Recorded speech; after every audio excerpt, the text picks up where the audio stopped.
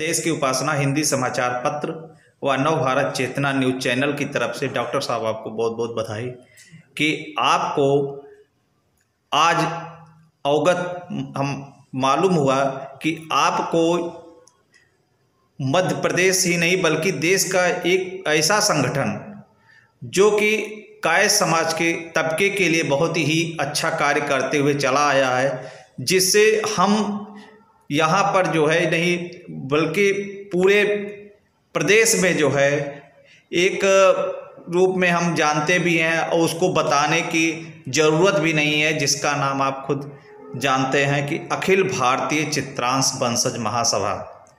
जिस आपके कार्य को देखते हुए और आपके प्रगति, जबकि आप एज ए चिकित्सक के साथ साथ आप आज से नहीं बल्कि कई वर्षों से समाज से की सेवाओं से, वो भी चित्रांश सेवा से जो है चित्रांश समाज से हमेशा जुड़े हुए हैं और उनके जितना भरसक प्रयास रहता है आप उनके सेवा के लिए करते रहते हैं। इसके लिए भी आपको बहुत बहुत धन्यवाद।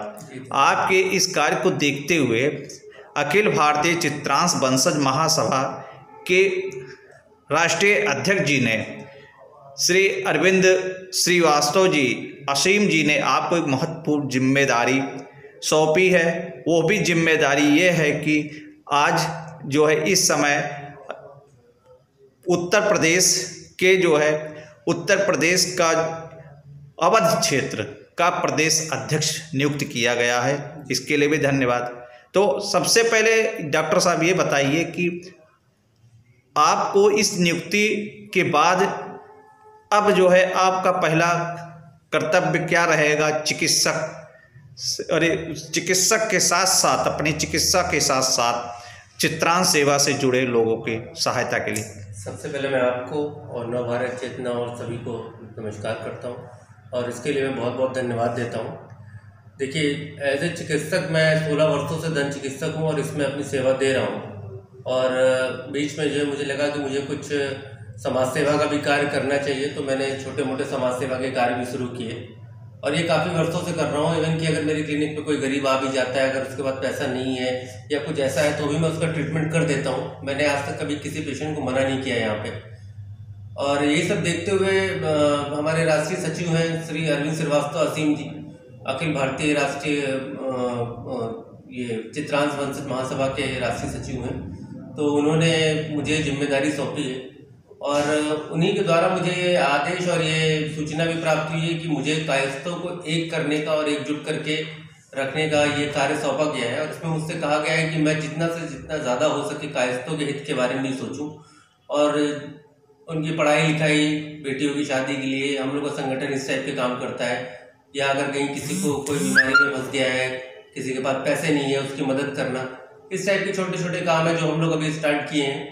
और ये संगठन काफ़ी बड़ा है, मैं आपको बता दूं, ये ऑल ओवर इंडिया में है और इसका जो मेन ब्रांच है वो जहाँ रजिस्ट्रेशन है वो मध्य प्रदेश में है और दिल्ली में भी स्टार्ट हो चुका है, बिहार में भी इसके काम स्टार्ट हो चुके हैं, यूपी में अवध क्षेत्र का जिम्मेदारी मुझे दी गई है।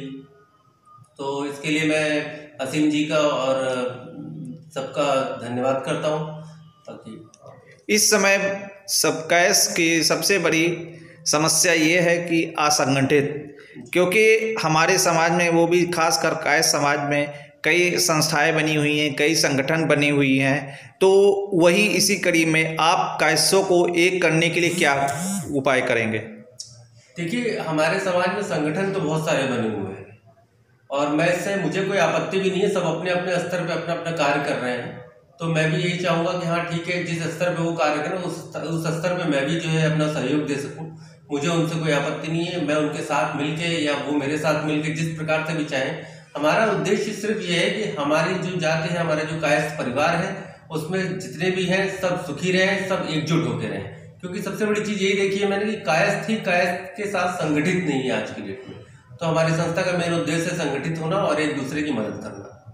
आप समाज के एक अहम हिस्सों में से एक हैं और जिसे जो है ईश्वर का भी संज्ञा दिया जाता है, एज ए चिकित्सक के रूप में है।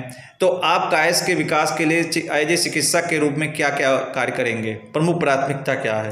देखिए, सबसे पहले प्राथमिकता मेरी यही रहेगी कि मैं जो स्वास्थ्य सेवाएं देता हूं अपने क्षेत्र में, उसमें मैं चाहे वो कायस्थ हो या नॉन कायस्थ हो, इससे मुझे फर्क नहीं पड़ता है। मेरे पास जो भी आता है मरीज मेरे लिए मरीज है, और मैं सबके लिए उसी भाव से जो है इलाज भी करता हूँ। और अगर कोई गरीब आ गया, चाहे वो कोई भी हो, अगर नहीं है पैसे तो मैं अपनी पूरी सुविधा तब भी उसे देता हूँ। मेरा मेन उद्देश्य ये होता है कि मेरा मरीज यहाँ से ठीक होके जाए।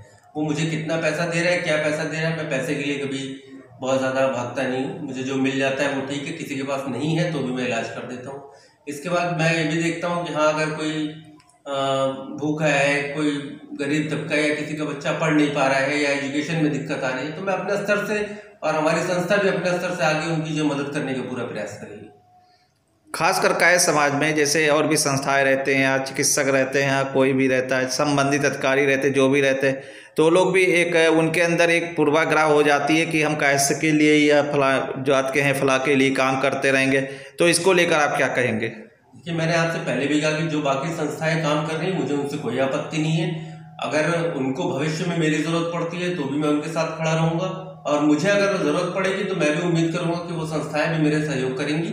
और ये तो एक सिस्टम है कि हाँ, हमें कायस्थों को बढ़ाना है। जैसे बाकी बिरादरी एक दूसरे से संगठित होके हैं, हमें भी एक दूसरे को संगठित होकर रखना है। अब अगर हम इसको लेके चलेंगे कि नहीं वो अपनी संस्था चला रहे हैं, ये अपनी संस्था चला रहे हैं, हम अलग अलग हैं, तो इससे हम कभी संगठित नहीं हो सकते। कायस्थों को संगठित करने के लिए सबसे पहले इन संस्थाओं को कहीं ना कहीं संगठित होना पड़ेगा, और इसी से तब हमारा भला होगा और हमारे आने वाली जो पीढ़ी है उनको भी कुछ फायदा मिलेगा इसका। देश की उपासना हिंदी समाचार पत्र और नवभारत चेतना न्यूज चैनल के लिए आपने अपना बहुमूल्य समय दिया, इसके लिए डॉक्टर साहब बहुत बहुत बधाई। एक बार आपको बधाई कि कम से कम नए आयोजित चिकित्सक के साथ साथ नए नियुक्ति के लिए कि आप प्रदेश अध्यक्ष बने हुए हैं। बहुत बहुत धन्यवाद। धन्यवाद।